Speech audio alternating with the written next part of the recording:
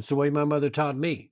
I said, okay, sorry, didn't know. And it just so happened that on that evening, Miss Watkins, which is Bridget's mother, came over for Christmas dinner. And as we're sitting down Christmas dinner, I asked Miss Watkins, I says, you know what? I just got to ask. I noticed that Miss Johnson, or Bridget, cut off both ends of the hands before she put it in the oven. She said she learned that from you. And I was curious, why do you cut off both ends of the ham, Miss Watkins? Says, well, it's the law. It's tradition. It's the way my mother taught me. I said, okay, just thought I'd ask.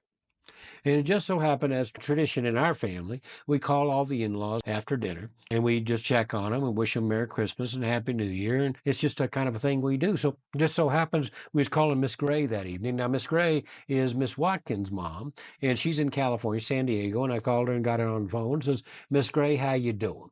How you feeling? How's your health? Are you behaving?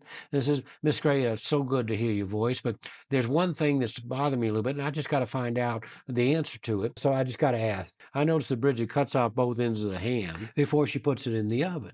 And I ask her, how come you do that? And she says, it's the law, it's tradition, it's the way my mother taught me. I asked Miss Watkins the same question. She told me the same answer. It's the law, it's tradition, it's the way my mother taught me. So, Miss Gray, I got to understand, why do you cut off both ends of the ham? And she paused a little bit and she says, well, I don't know why the other two are doing it, but I had a small oven and I didn't have a choice. I had to cut off both ends of the ham in order to put it in the oven.